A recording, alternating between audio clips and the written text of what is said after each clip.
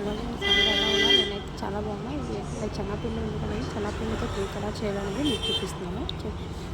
మీకు కూడా నచ్చుతుందని నేను అనుకుంటున్నాను అండి. ముందుగా శనగపిండి 2 కప్పులు తీసుకొని దాంట్లో పసుపు యాడ్ చేసి కొంచెం ఆయిల్ కూడా వేసి అండి, ఒక స్పూన్ ఆయిల్ వేయండి. సాల్ట్ సరిపడేంత సాల్ట్ వేసుకోండి. షుగర్ కొంచెం ఒక స్పూన్ వేసుకోండి. పచ్చిమిర్చి వేసుకోండి. అల్లం వేసుకొని కొంచెం లెమన్ రసం ఒకటి వేసుకోండి. దాన్ని వాటర్ వేసుకోండి. బాగా మిక్సీ అయ్యింది. పేస్ట్ అనేది ప్రాపర్ పేస్ట్ అయిపోయినా ఇలా రావాలి. ఇలా వేసిన తర్వాత మనం బౌల్లో తీసుకున్నామా, ఇప్పుడు మనం కుక్కర్ పెట్టేసి కుక్కర్లో వాటర్ హీట్ అయితే ప్లేట్ పెడదామని కుక్కర్కి ఎన్ని బెల్ట్ లేకుండా కప్పు లేకుండా మనం పెట్టుకుంటాం. నా దగ్గర లేకపోతే జాలి ఉంది, జాలికి ఈటర్ ప్లేట్ పేపర్ వేసాను.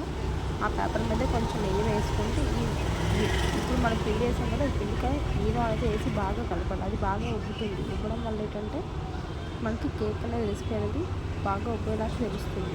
దీంట్లో పెట్టుకొని ఒక 15 మినిట్స్ అనేది కుక్కర్లో పెట్టి కొంచెం చెక్